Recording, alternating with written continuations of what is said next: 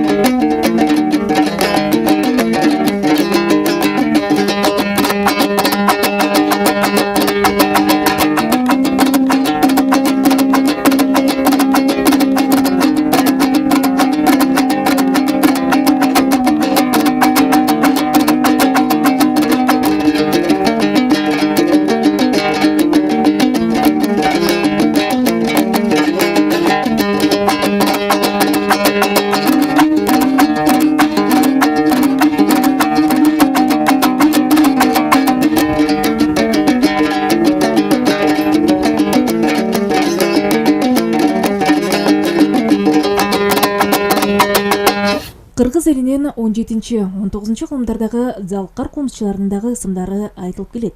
Алар Чыңгышбай, Абак, Байкабыл, Серкебай, Арстанбек, Тилен, Кыдыр аке дегендер. Учурда комузда кол ойноткон бул өнөр ээлери Нарын шаарындагы Жумамедин Шыралиев атындагы Балдар искусство мектебинин мугалимдери. Карамолдо Розов, Жашкербез.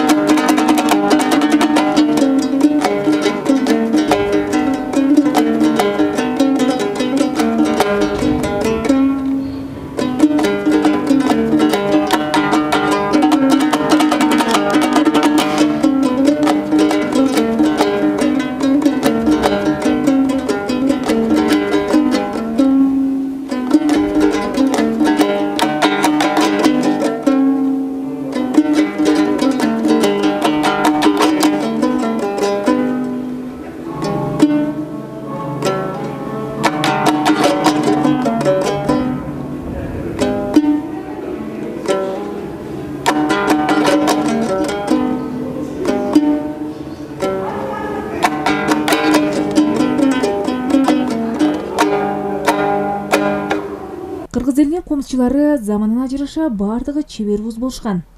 Комуз чертүү боюнча дагы, комузду даярдоодо дагы. Көптөгөн комузчулар комуз асбабын черткенди гана эмес, чапканды да билишкен. Атай Оғынбаев атабыздын ак тамак көк тамак көзү.